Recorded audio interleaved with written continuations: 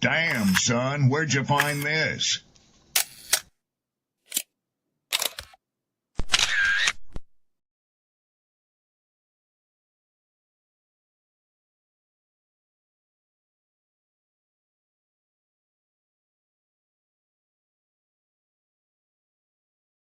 Ladies, understand something. The top end of a woman's weight is 145 pounds. Okay. My mother's 5'9" and she was 145 pounds until she was 50. That's the top end of your weight because there should be about a 40-pound difference between you and men. Basically, if the guy is rich, what ends up happening is the lawyer contacts the person and be like, hey, you know, your name gonna be all in the paper, so you might as well just settle out of court. I can recognize talent. Even if I don't agree with the politics, a lot of the politics that was underlying in the show and some of the sentiments he was trying to share, I recognize artistry when an artist is present. Yes, this is the definition of absolutely cooked. We'll never go back and take a look at her bad decision and take accountability for any of that. Because there is powerful people in the industry, somehow there is a different law that applies to them. And I agree with that assessment.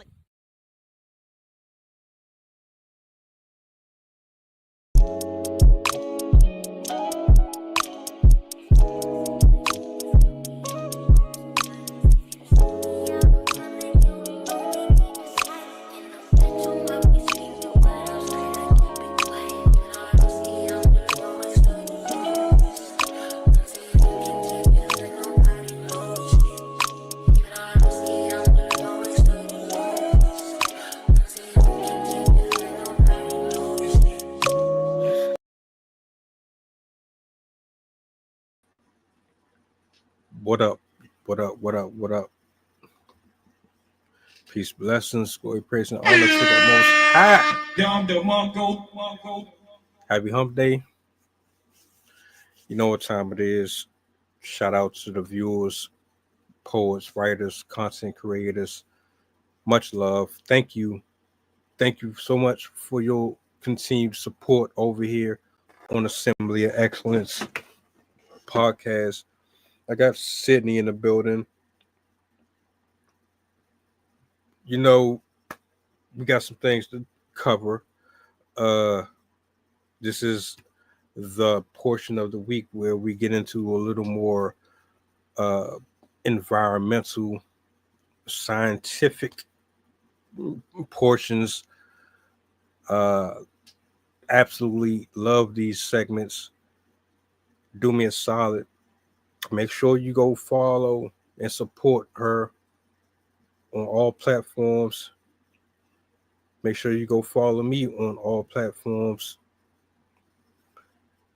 Repost, like, share this out. Let the people know. We talk about just about everything up here. This is no different. I'm gonna bring her up, and yeah, I'm looking forward to the show. So, Sydney, what's going on? Hello, everyone. For those of you that haven't seen the show before, my name is Sydney Lindquist. I have my bachelor's degree in psychology and my master's degree in environmental education. I absolutely love science in general. I focus a lot on disaster science, disaster psychology, understanding how people respond to disasters like earthquakes and volcanoes and stuff like that. But I just love understanding the world, so I enjoy being able to come up here and talk about it. So yeah, how are you doing? I'm good. I'm better. A lot better than what I was earlier this weekend. Good. Yeah. And the weather has gotten warmer. It's not as brisk as it was last week. So I'm enjoying that as well. So that's nice. It's been nice and sunny for the last couple days. We had rain last week for probably like 2 of the days, but then it's back to being California sunny. Speaking of, we've spoken about a few things over the past couple of weeks. California was on that list of things. What's going on? I can't remember if I mentioned it on a previous stream, but the fire that we talked about in Moss Landing actually reignited a couple weeks ago. I believe it was towards the end of February that fire restarted. For those of you that aren't familiar with what happened in, I believe it was very early January, a lithium battery plant in Moss Landing, which is near Monterey, and it's between Monterey and Santa Cruz, basically. It caught on fire. They're still, I think, trying to figure out what caused the fire.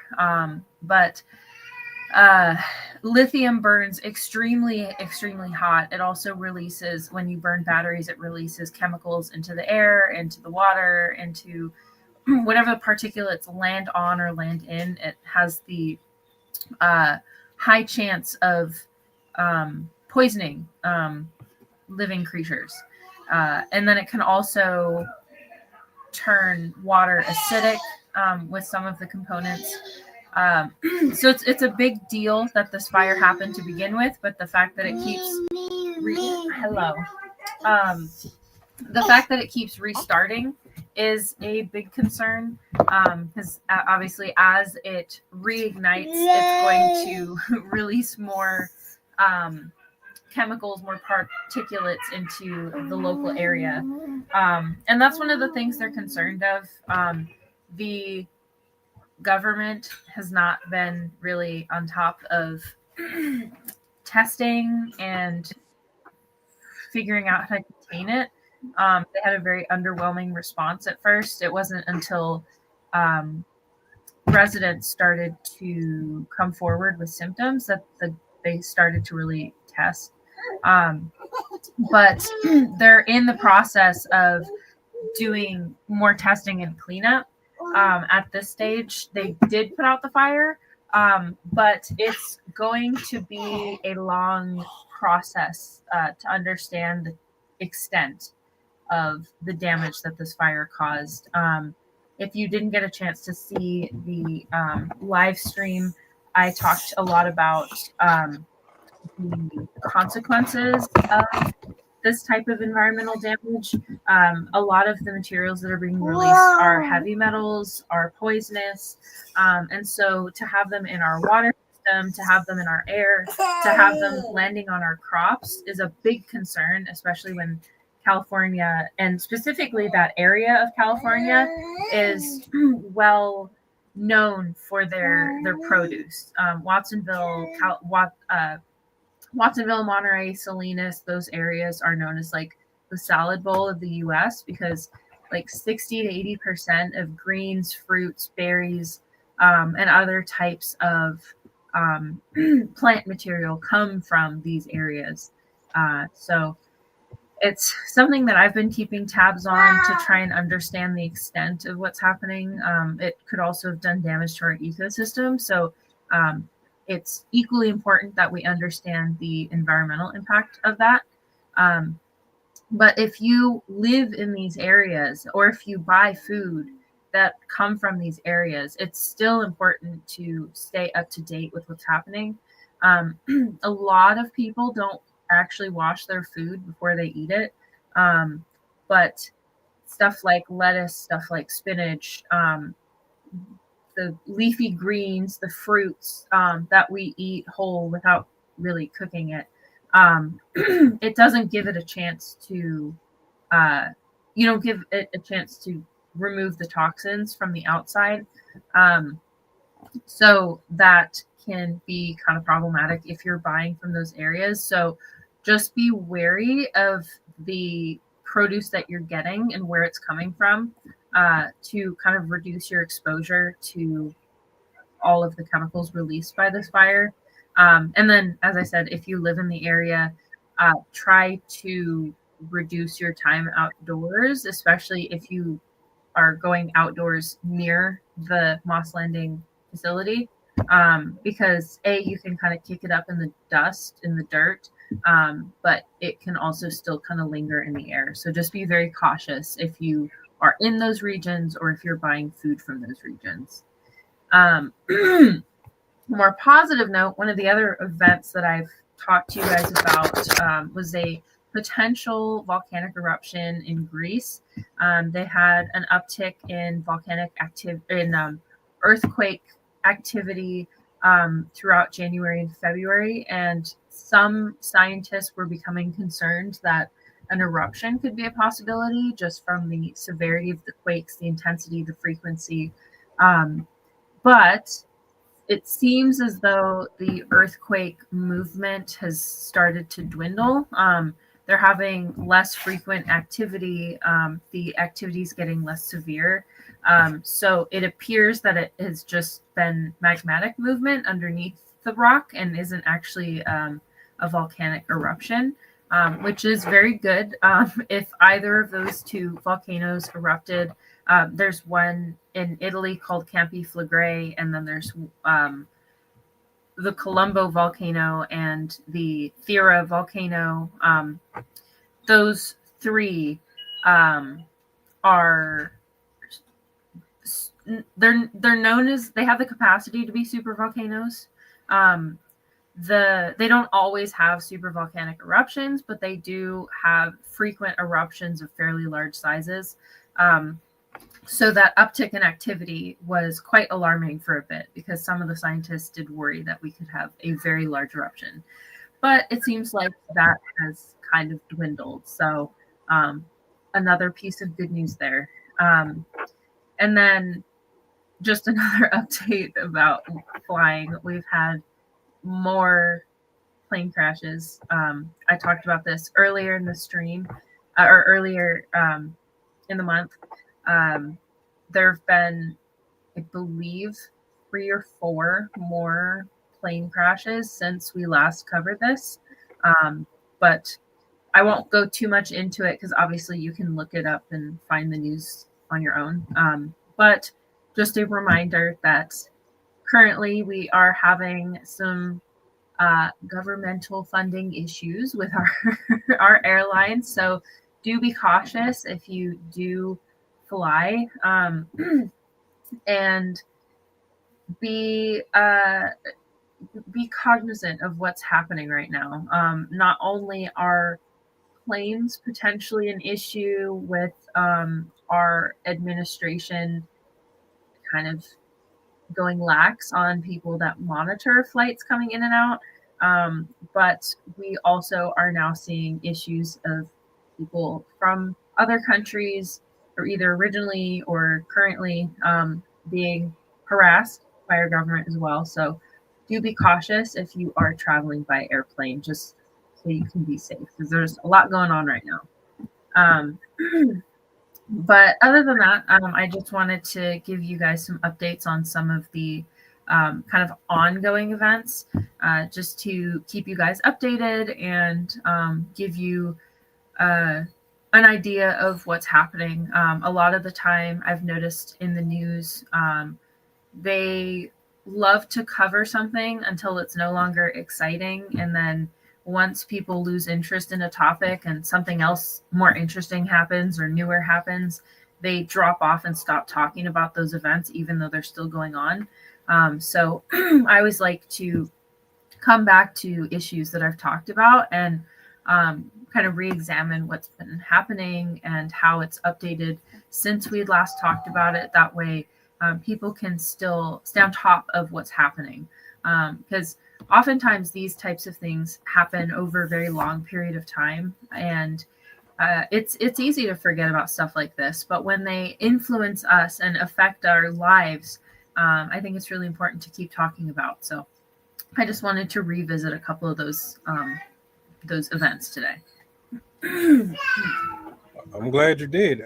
To be honest with you, I didn't realize with the fire that it had the potential to still have like lingering effects as far as like your air quality. I've assumed that the wind would carry it all away, and that would be the end of it. But from what you're saying is it's still in the soil, so you can still end up inhaling or getting it in your skin, or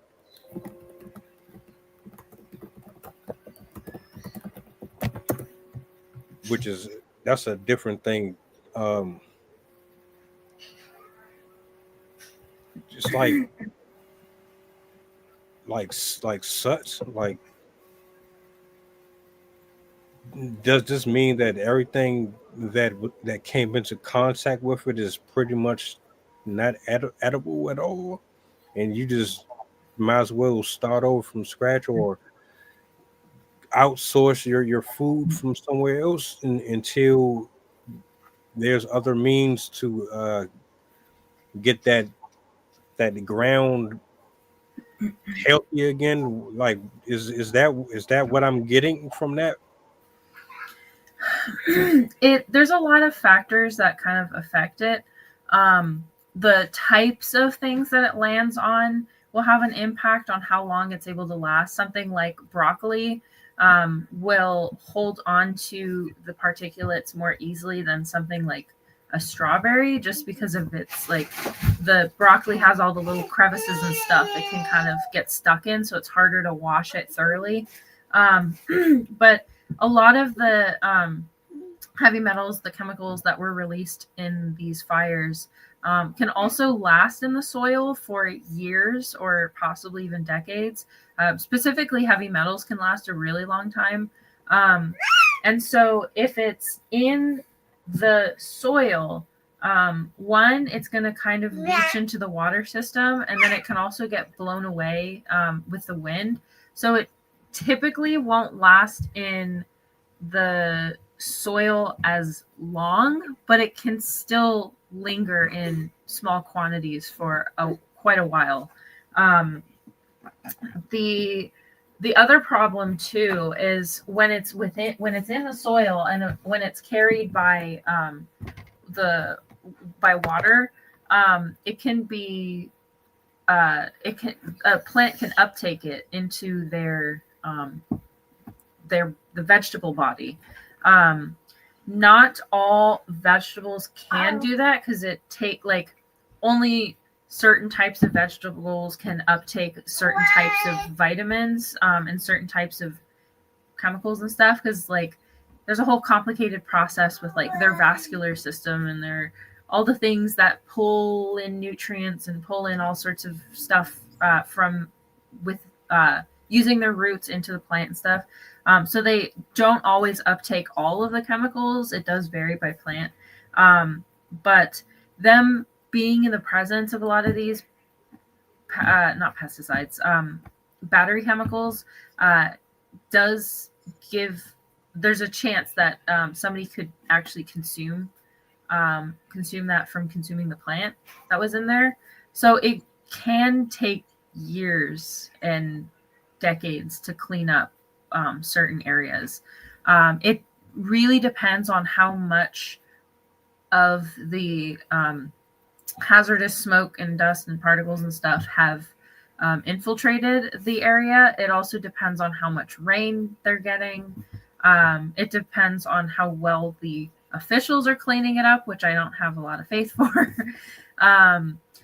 So yeah, there's a lot of factors that really affect how concentrated these chemicals will be and how long they're going to persist. But it's still something that you want to keep in mind when you are buying vegetables, because buying produce, because one of the things that happens in general in the food web is biomagnification, where if you are we have a diversity of we eat a diversity of foods, and so we have a lot higher capacity of taking in toxins because we're consuming the flesh of other animals, the flesh of plants, and so anything that they've taken into them will get taken into ourselves. And so predators typically are the top when it comes to contamination, because you have a tiny little fish, there's not much they can pull into their body, but something that eats 100 of these fish is going to have a lot more of the toxins in their body because of the concentration of what they're eating. That makes sense. But that's more so the problem going forward, is that if people are consuming a lot of food from those areas, or if they're spending a lot of time walking around in those areas where they can kick up dirt, or they have their, like, if they're gardening in those regions that were affected by the smoke, or if they're like spending time in the water, if they're spending time in the local rivers, those can increase their chances for exposure. So it's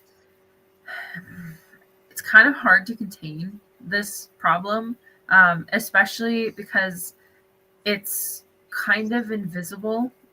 It's not something you can really smell. It's not like an oil spill where if it's on the food you can see it. So it's hard to track it unless you're testing everything. And so at this point, it's mostly going to be making sure that you just don't buy foods from those areas, because you don't know what the risk is going to be. You are like, we're not really getting that robust of data from the people that should be putting that stuff out there. And then the fact that we just got a bunch of rain in those regions. We just had, I don't know if it was the same in the Monterey area, but at least in the SoCal area, we got 2 years worth of rain in a single storm. So if that happened up north, which judging from the weather radar, they did get a significant amount of rain. I wouldn't be surprised if it did wash a lot of that off into the ocean rather than having it kind of like stay on the land. But it's still not really like, I still pay attention to where my food's coming from, because I still have that in the back of my mind where it's kind of a low risk, the chance of you getting like very sick from eating fruits and vegetables that come from there. If you don't eat them all that often, it's a pretty low risk, but I still don't really want to test it out. So I've still been trying to find all my foods from other locations that aren't near those areas. It's I like, don't know if that answered your question. it's like when people found out about salmonella being in the food, but Mm-hmm. you don't hear nobody talking about it. Mm-hmm. So it's almost like people just, oh, okay, well, since ain't nobody really making a big deal about it, I guess it's okay to go back to eating it. All right, cool. Mm-hmm. And the funny thing is, a lot of those illnesses, salmonella, listeria, Cryptosporidium, there's like a bunch of them that you can get. Most of them are from food touching dirty water.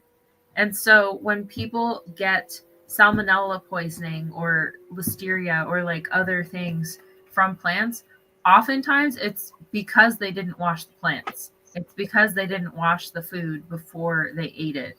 That's a lot of the time a huge cause for food poisoning when people incorrectly handle meat or eggs.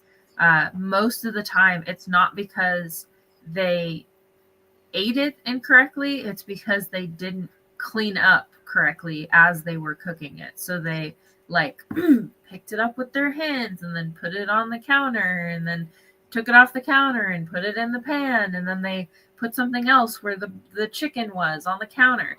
Like, if you ever want to see that in action, just watch Gordon Ramsay in the kitchen, Hell's Kitchen or whatever that's called, because he will show you what cleanliness can do to your food and just how unclean people can be without even realizing it. So I know mishandling food is a huge source of food poisoning. Even though everyone thinks it's like, oh, it was just outside, so it's dirty, and that's why I got it. I'm like, no, it's just because you didn't actually clean it. Right, right. Well, I guess that clears that one up.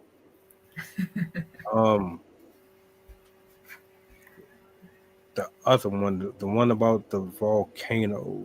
Mhm.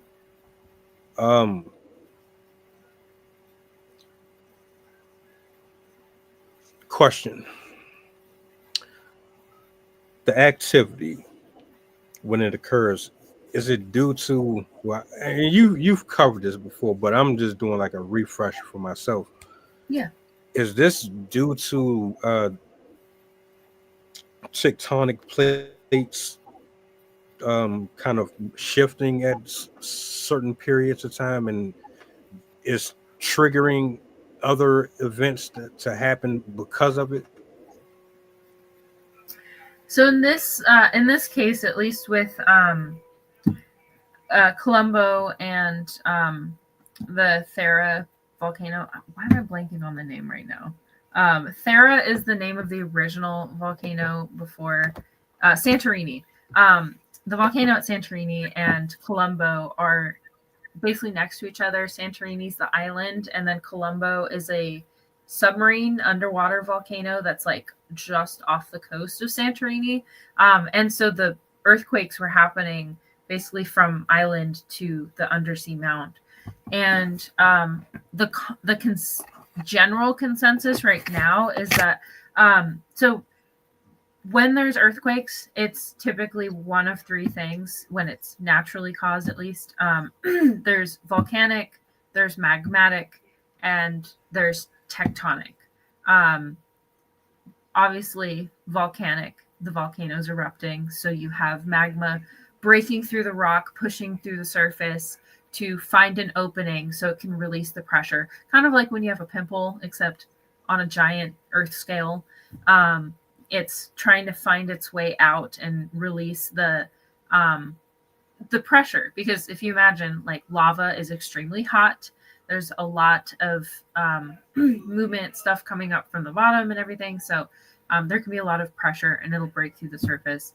Then there's magmatic, which is different than volcanic because it doesn't end in eruption. Magmatic movement would be the volcano is going underground and trying to find a pathway through a tunnel, or through maybe it's going like up and coming back down. There's a lot of reasons why magma might shift around, but when it does, especially when it's close to the surface, it will cause earthquakes. This fact still blows my mind, but a lot of people forget that the Earth's crust is only about 10 to 15 miles thick, which is pretty thin when you think about how giant our Earth is. But in general, in terms of how big the Earth is, it doesn't take that much magma to start moving the plate boundaries. So if it's close enough to the surface, you can definitely get earthquakes. And then the tectonic earthquakes, those are the ones that are basically associated just with fault lines. So the San Francisco earthquake, the Cascadia earthquake in Washington, the 2011 earthquake in Japan, all of these were just based on the fault lines moving. There's a couple different types of fault lines. There's the most common one is the strike slip that everyone knows. I won't go into the subtypes because there are like subtypes, because some, like, they go up and down, or they go left and right, or they go like under. But generally there's strike slip. There is a lateral fault, which it like drops it. It like will go up and down basically. Those ones are the ones that you associate with like after the earthquake happens, you have like 10 feet drops in the land and the roads up here and then the other part of the roads down there. And then there are subduction faults, and those are the ones that basically create Earth continents, that create the what is it called? Like the movement of the continents, continental drift and stuff like that. Because some of the plates will eventually run into each other, and two things will happen when plates run into each other. Either one, they're going to push against each other and start to form mountains, which is often why you see earthquakes happening around mountains a lot, or they'll dive under each other. The most dangerous fault lines are the ones that dive under each other, because earthquakes are generated by the distance that ruptures. So, for example, the San Andreas Fault is limited by the fact that it's only 800 miles, and so it could only produce about an 8.7 or so earthquake. Whereas the one in Japan, that one was a 9.0 or 9.2 sized earthquake, because it was this type of fault line. And so the earthquake happened kind of like underneath the land. And so what happened is it gets stuck, and then the earthquake happens when the land bounces back. And so that's why those are particularly dangerous, because one can cause tsunamis, especially if it happens underwater, because that when you bounce the land back, the water gets pushed upwards and then it kind of rolls out towards the land. But it also causes the most severe shaking, because if you're going underneath, you can have much longer fault lines, much deeper fault lines. So yeah, that's kind of the difference between the types of earthquakes. And scientists can tell by if it's dry, like if there's presence of magma or not. You can also tell by the direction it's going. So magmatic type of earthquakes will coincide with movement of magma under the surface, without it ever breaking through. Whereas volcanic movement, you can tell that it's volcanic because it actually will go upwards, and it includes like swelling of the land. It includes like emissions and stuff. The water systems might heat up spontaneously. Whereas with the magmatic, it might not have all those changes on land. It'll just be like earthquakes and shaking and movement and stuff like that, without having all of the like emissions and stuff like that. It still can happen, but it's not as common, because usually the magma is not going to be as close to the surface as it is when it's approaching an eruption. And then obviously earthquakes, they can happen near volcanic eruptions without there being any volcanic activity. And you can also have earthquakes that trigger volcanic activity without it being volcanic in nature. But yeah, you can tell that the volcano or the earthquakes happening near Santorini and Colombo were likely magmatic, because obviously none of the volcanoes erupted, and it has started to slow down, which is a good indication that it was likely just magmatic, because it's not continuing into an eruption. Because usually when you have an eruption, you might have a lull in between activity, but the earthquakes will get increasingly worse and worse until the volcano finally erupts. So luckily, it seems for now that this whole earthquake sequence was just movement under the surface and wasn't actually triggering anything. My very first earthquake was actually in the DMV around. Yeah, I spoke about that same one. We definitely talking about the same one. Man, you was here when that happened too, Hungry. Yeah, yeah.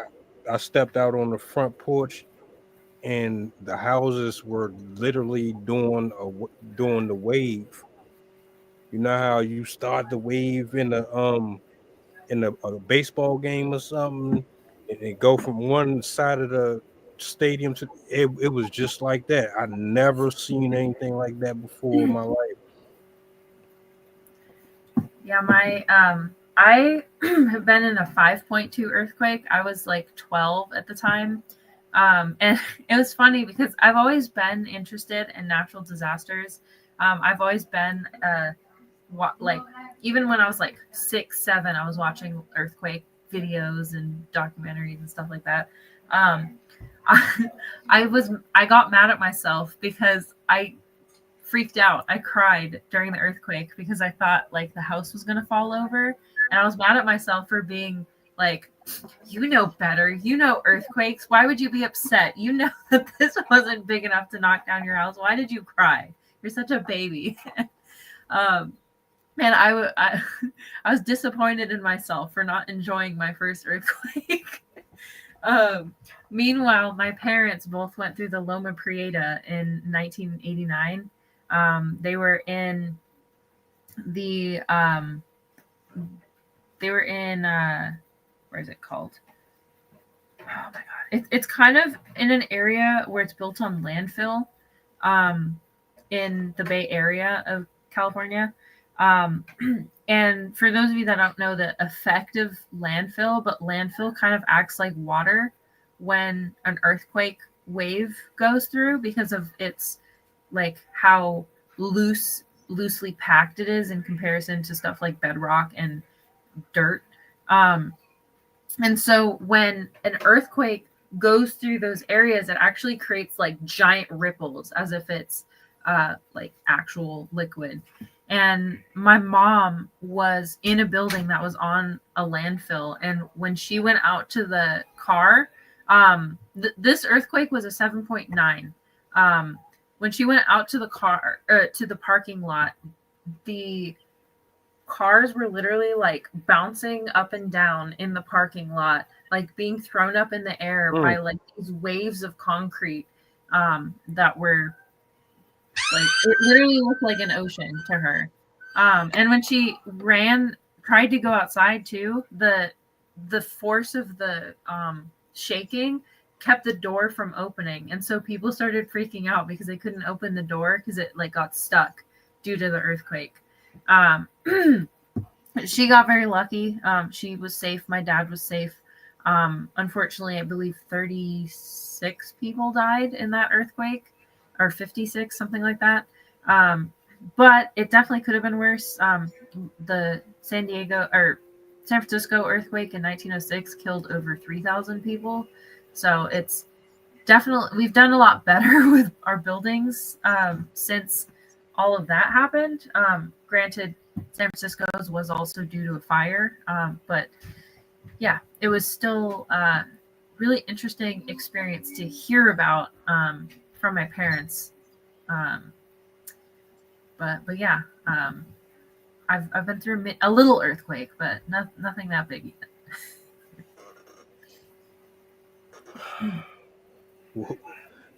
Random question. And I've thought about it before, but never until today. Seriously, which element, in your opinion, has caused the most destruction? So we got tornadoes, we got tsunamis, we got hurricanes, we got volcanoes, and you've named a few, but just from what you've noticed. Like for me, I think that what I've heard more about would be hurricanes and tornadoes. Those are the ones that are often highlighted the most, coming in next to earthquakes, and then I want to say maybe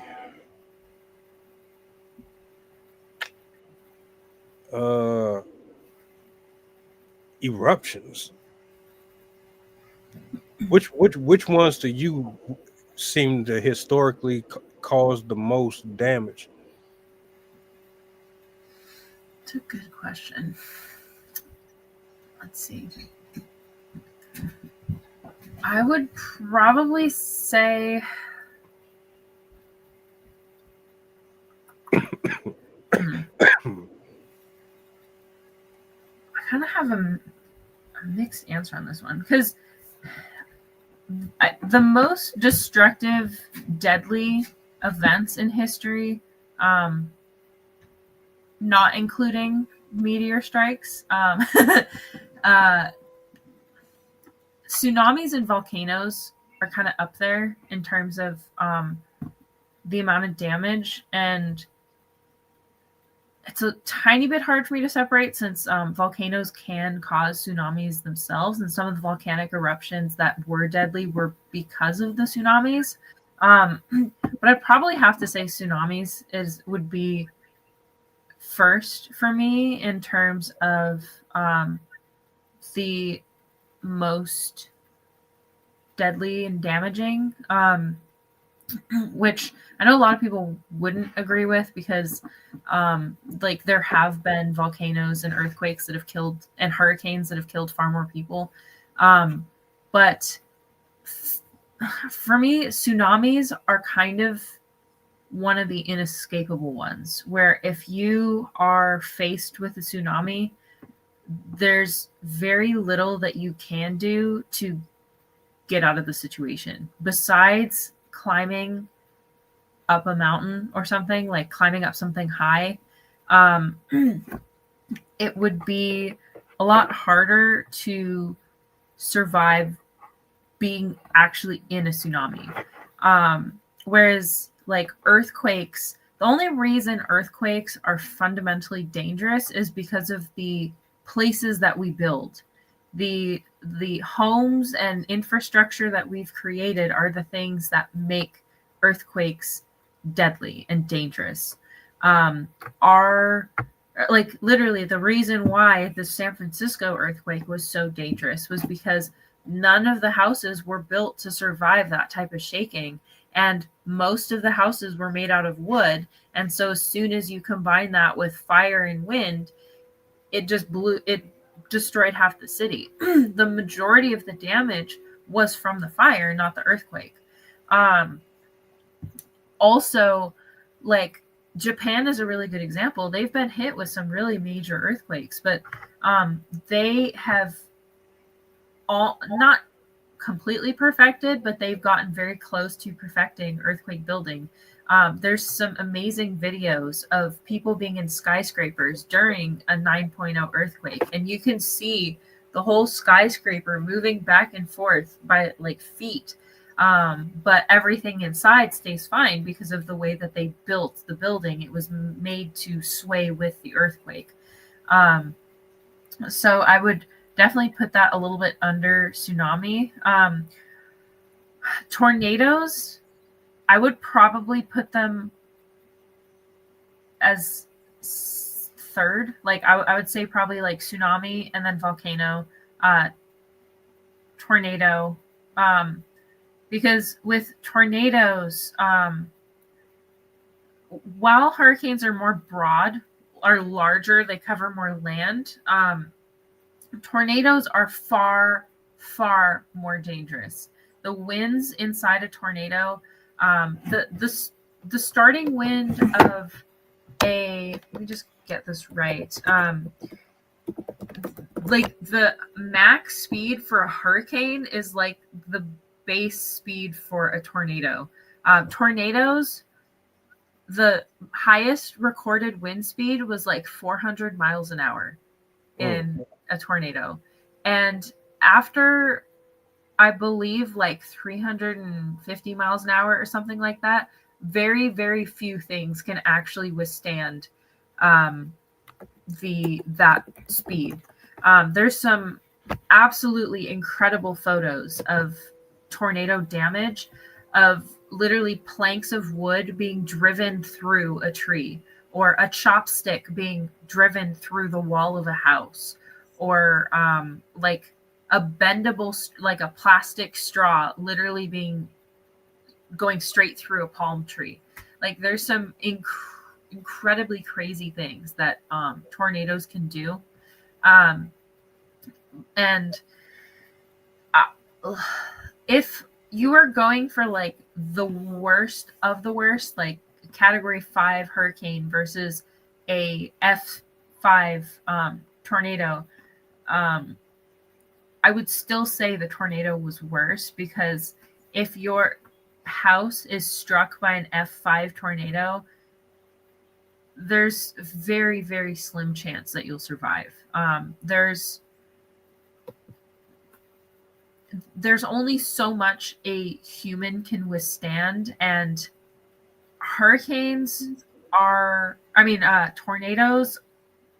enough to, like, it can literally suck the breath out of your lungs. I've heard people that have miraculously survived tornadoes explain that they could not breathe when the tornado went over their area, because it literally pulled the oxygen out of the room. So I would definitely say that tornadoes are quite high up on the list. Also, the reason I put volcanoes is too because of the environmental impact it can have. The fact that multiple volcanic eruptions in human history have caused mass die-offs of people just because of the climactic effects, and then the fact that they can also cause tsunamis. So I'd definitely put that one second. Tornadoes would be third. I'd probably put hurricanes fourth, because in comparison to earthquakes, as I said, the earthquakes you can do stuff for. If you can retrofit building, like if you were in the middle of a field in the middle of nowhere and there was an earthquake, you would be fine. You'd probably get thrown around a bunch, but you could survive very easily out in the open, as long as like no trees fell on you or something like that. Hurricanes, those will bring in storm surges. They'll bring in, they have high winds, they have tornadoes, they can have hail, they can like fling things in the air. So they're very, very, like, you can stand outside in like a Cat 1 or Cat 2 hurricane, but beyond that, it's very, very dangerous for you to go out there. You don't want to be standing outside in the middle of a hurricane, because I think it takes just 75-mile-an-hour winds to knock over a person, and hurricanes start at 74 miles an hour. Let's see.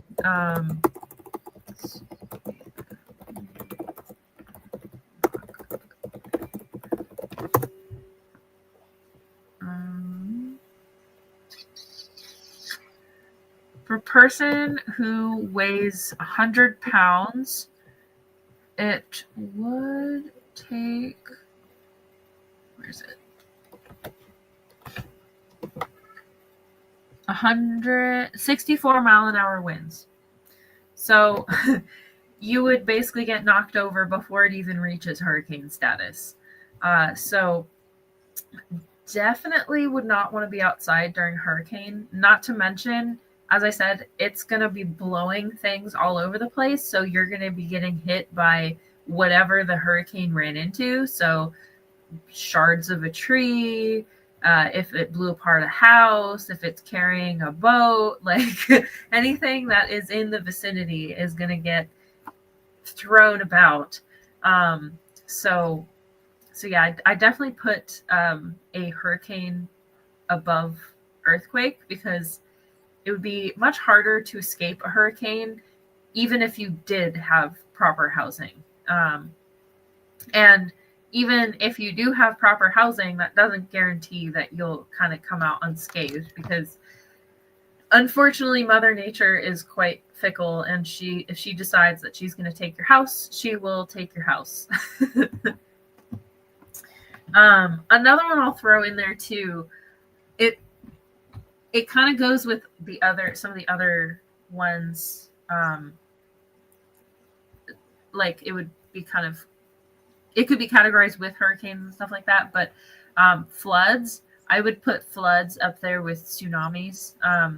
Even though they're kind of the same thing, I would still put tsunamis over floods, because tsunami waves can be quite massive, and they also can go very far inland. They can be very hard to escape. But yeah, floods can be, in general, water is not something you want to try and mess with. It only takes 6 inches of water to push a car. It only takes 10 inches of water to knock somebody off their feet. Or I think it's the other way around. 6 inches to knock somebody off their feet, 10 inches to move a car. And flooding, like tsunamis, can happen instantaneously without warning, especially if it's coming from above, if it's washing down a mountain, stuff like that. So yeah, I would definitely put floods up there with tsunami in terms of the worst ones. And then what am I forgetting? Tornadoes, earthquakes. I don't know if this would qualify as a natural disaster, but I also would not want to experience like a true plague, like a true pandemic, like they did in the like the Black Plague and stuff like that. I don't know if this would be considered a natural disaster, but I'd definitely put that on the list as something that I would not want to experience. Yeah.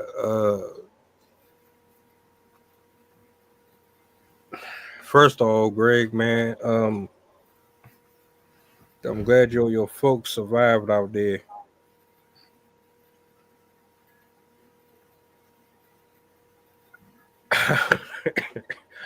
I'm trying to think.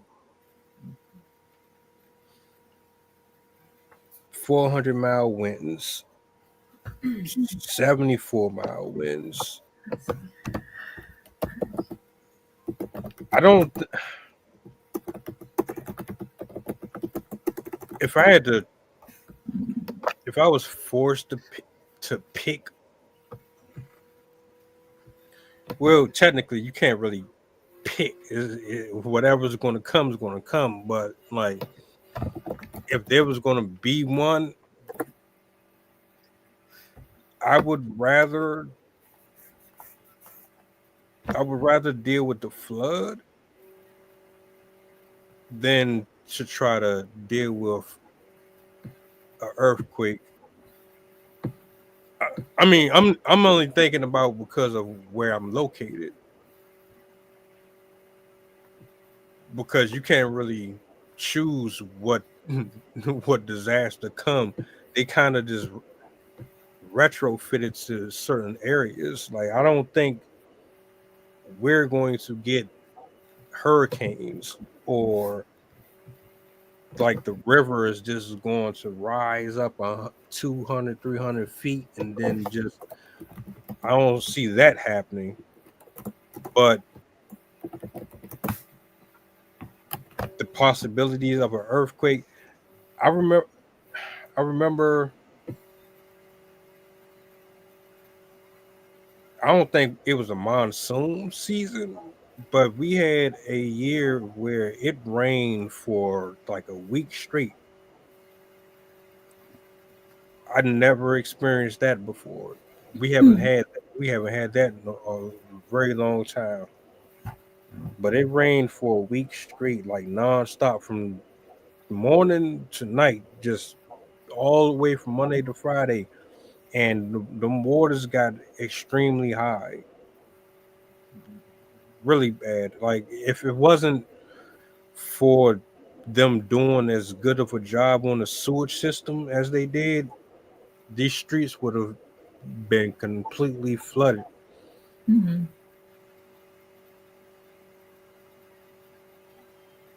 Now with volcanoes, if I was living somewhere where that was a situation, I mean, you can kind of get away from those, I think. Hmm. Uh, And they but give you more got, warning signs. huh? And they give more warning signs. Yeah, I mean, as long as you know, right? Yeah. Give me give me a heads up so I can go ahead and get out. Like I'm not gonna pack up a million things. Like once I know what's happening, I'm out because Yeah. your life is not worth that Nintendo or whatever. I'm cool, but you can outrun magma. You're not outrunning that smoke and all of the The pyroclastic flow. yeah. Yeah. I'm not even trying to inhale any of that. I, Hmm. I remember you were saying that can kill you by Hmm. itself. So yeah, as far as like the plague and I mean COVID had people in the house for months and it killed a lot of people. I still believe it's still out, Hmm. mutated, but it's not really getting spoke about as much. Hmm. Yeah, We, definitely is not.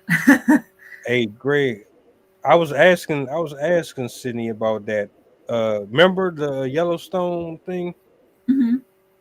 Uh the whole super volcanoes and all right, let me ask you, let me ask y'all this then. If any of these happen right now, which one would you prefer to contend with over all of them? if you had no choice.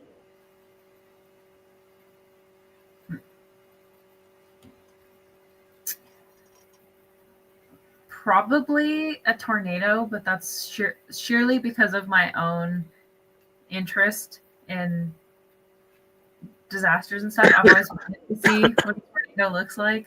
Although, if the question was changed to which one would I rather impact my house, I would definitely not say tornado. Because I don't have faith that a tornado would leave this house unscathed. So I definitely wouldn't want my house to meet a tornado, but I think it would be pretty cool to see one. I've always wanted to experience a bigger earthquake too, just for the experience. But again, I would rather it not affect my house and the things that I need to live. Um, but uh, but yeah, I'd probably say storms would be the one that I'd be interested in seeing because I've always found weather to be quite fascinating and just watching it happen and like what do you call it, like the whole process of it, like watching the clouds roll in, then it gets darker and then you start seeing the churning of the clouds and then it starts to rain and then wind. I just think it's so cool. So yeah, I would definitely say a storm. What about you? Uh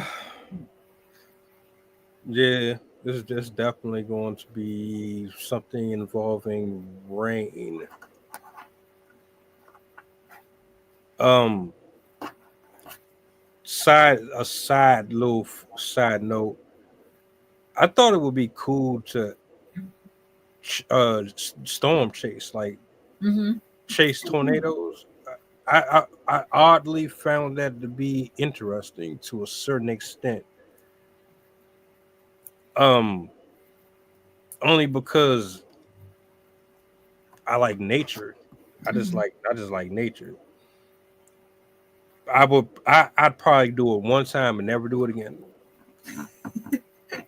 Just to say I did it. But I keep thinking about Twister, Mm-hmm. and the dude thought he knew what he was talking about, but my man was like, "Nah, the clouds are going east, so that means that this thing is about to make a U-turn. It ain't about to go the way y'all think it's gonna go. I'm trying to tell y'all to go ahead. Don't." They went on ahead and went that way anyway, and yeah, beam me up, Scotty. I wouldn't want to be in that situation where the joint bucked a U-turn on me. I'm trying to stay as far away, but it's coming right back to me, and like, yeah. So, but I think it would be dope. Yeah. Which one do you think is worse, fire or flood? Definitely fire. Yeah.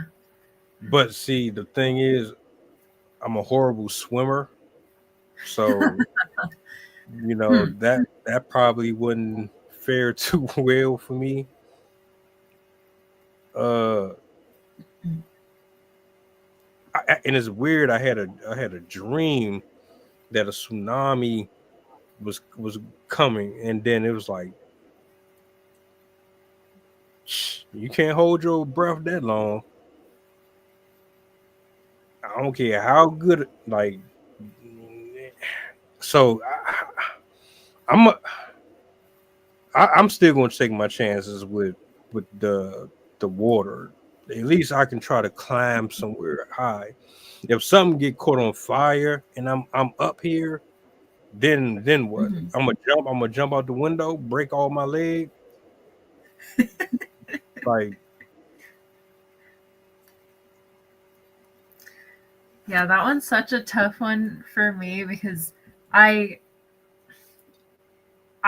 want to say that I prefer flood, but all the stuff that a flood would bring, because a lot of people think like, oh yeah, it's just water, it runs in and runs out and washes everything away. But it also like it brings in mud, it brings in dirt, it brings in chemicals, it brings in stuff from everyone else's houses. So you have like literal trash just like built up at in your first story of your house because of everything that came in with the water. And then the water can like literally scrape the ground bare and like destroy all of the utilities and like flood and stay there for a while. So water can have a really destructive, and like the other thing, when I was doing research on the flooding in from Hurricane Helene up in the Virginias and Tennessee and those other states that got affected, they're saying that everything, if it even touches the air that the water has been, like if the water is on the ground or whatever and there's like stuff on shelves and stuff, if it's exposed to the air, it still has to be thrown away because all the microbes and mold and all the stuff that's like in the water will get on the stuff if it's even like exposed to the air. And so even if like they didn't like even if the water didn't touch everything in their house, they still had to throw everything in their house away because it still like touched the air. And I'm like, that would really suck. Like I would much rather come back to my house and have it completely burned and gone. That way I can't tell what's there anymore, rather than coming back and everything looks fine, but they still tell me I have to throw it away anyways because it's all contaminated. I'm like, I feel like I mean, obviously I wouldn't want my house to burn down. That would be I had a friend whose house burned down and that always like scarred me. but I don't know if I'd want to also have my house fill up with water either. So it's always been hard for me to pick between the two of like which one would be worse, because I've always I track wildfires. I think they're really cool from a distance, but I don't think I'd ever want to be near one, especially if it was my property that was near one. But yeah, I don't know which one would be worse of the two.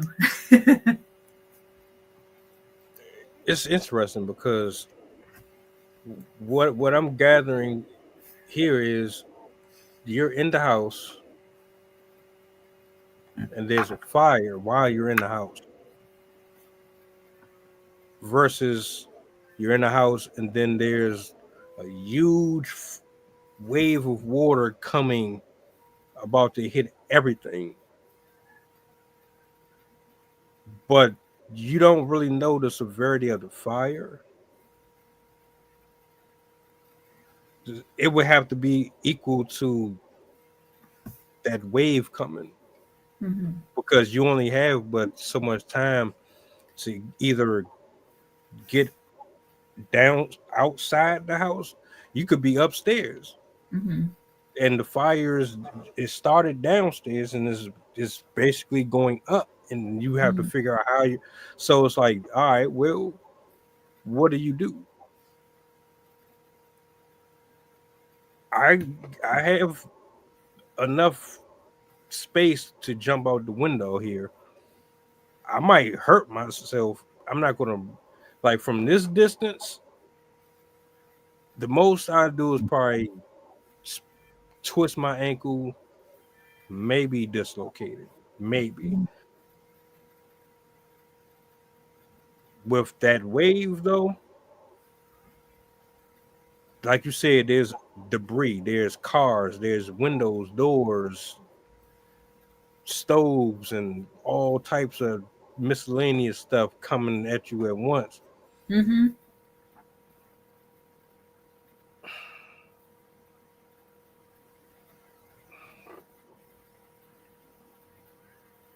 So you get out the house. Let's say you choose fire. All right. You make it out the property,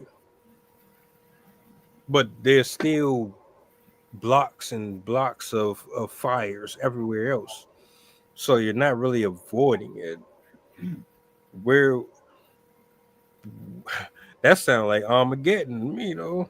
I don't know how I feel about that.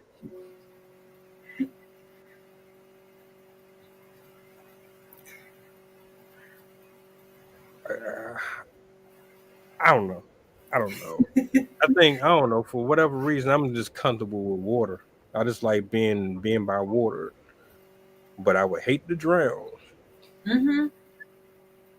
That's what a lot of people said in the documentaries that I've watched on wildfires, where they basically said the people that got surprised by it, where they woke up in the morning and there's literally like flames out their window, all of them said that, like, it felt like hell on earth. Like, it literally, I thought that I was dead and woke up in hell.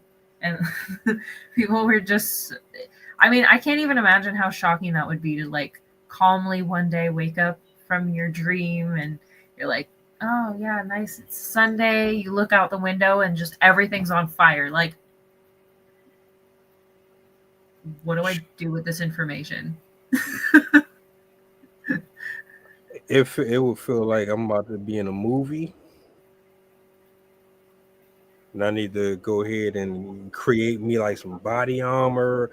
I watch too much zombie apocalypse. I watch too much of that stuff, like 2012, all that. I'd be really into that. Like, I would probably get a weird little thrill out of it. We should do an episode once of us rating our favorite disaster movies. I know, right? And speaking of which, since I know we at that portion of the stream where we close out, I typed in top 5 natural disasters, and just so happened to have a few of them here that I wanted to share with you guys. And I will read them in the order. I might not be able to pronounce the names, but I'm gonna give it a try.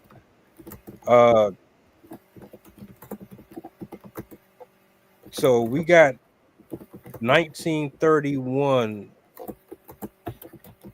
July China floods. 4 million fatalities. Number 2, 1887 Yellow River flood. September, 2 million. 1976 Tangshan earthquake, July 28th. 655,237 fatalities. 1970 Bola cyclone, 500,000. And for the fifth one, 1975 typhoon Nina Bangquil, dam failure.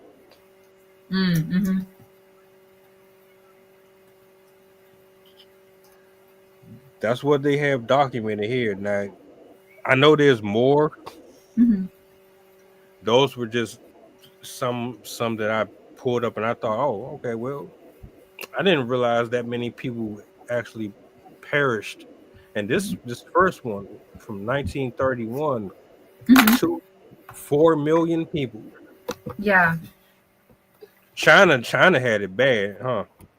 Yes, they not only do they have their geography sets them up for flooding, because they basically are just a large a bunch of mountains and then a lot of floodplains around the mountains. Like their whole country is basically just like mountains, floodplains, and rivers, and I think like marshes and stuff like that. So they're a very wet country. They're pseudo-tropical, sort of, especially at least in the lower elevation areas. But they're very, very prone to flooding. So they've had some pretty nasty floods that I've heard of. And I think that one flood that you mentioned, the one in 1937, I think it was also dangerous. Or I think it was also deadly because of like food shortages and illness as a result. But it also was because it took them by surprise. It happened basically it happened because it rained substantially, and then there was a levee break, and so they had flooding from that, and a large proportion of them drowned, and then a smaller subset of the people that died from illnesses as a result of the water itself. Mother Nature ain't no joke. Yeah.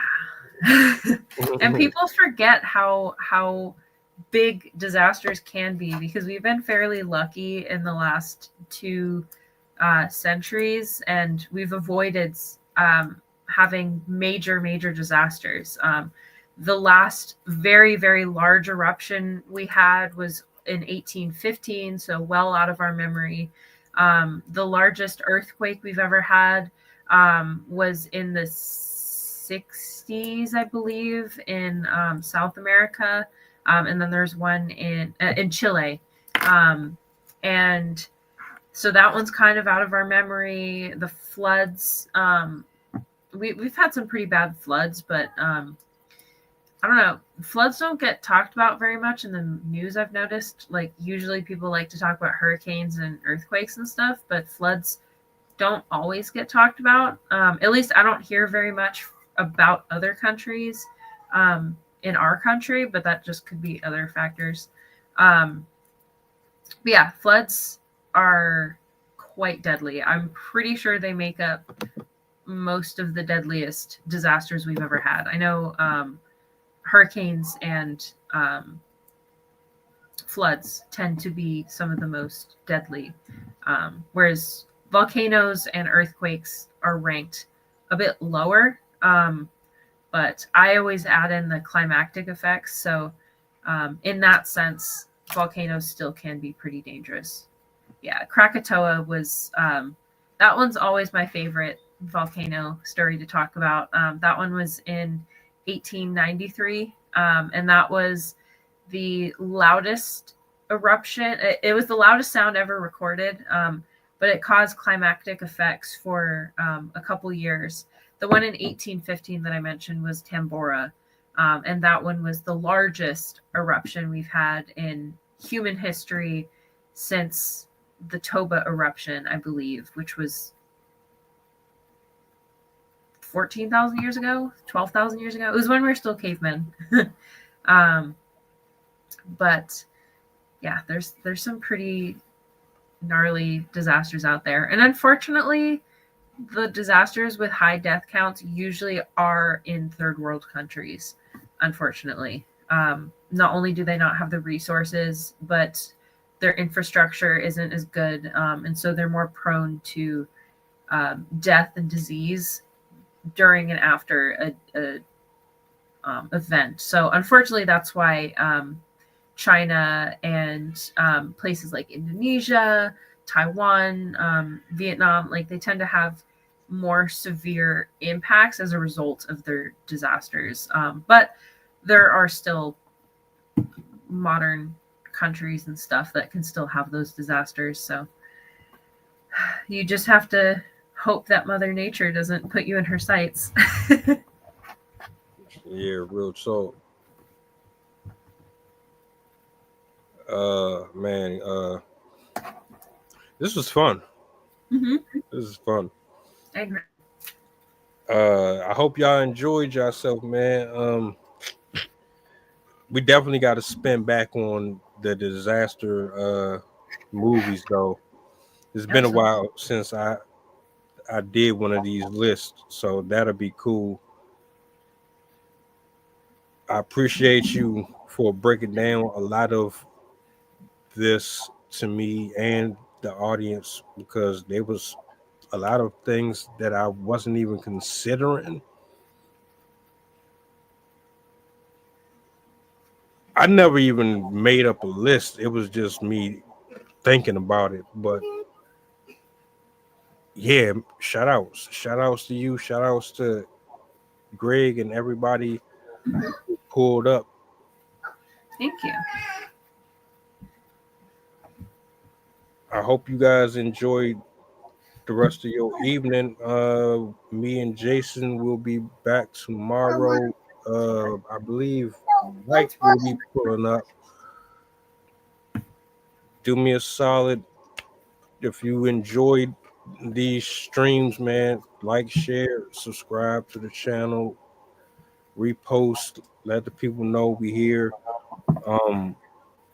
Make sure you go follow Miss Sydney, and see y'all tomorrow, Lord willing. All right. See you guys Friday. Bye.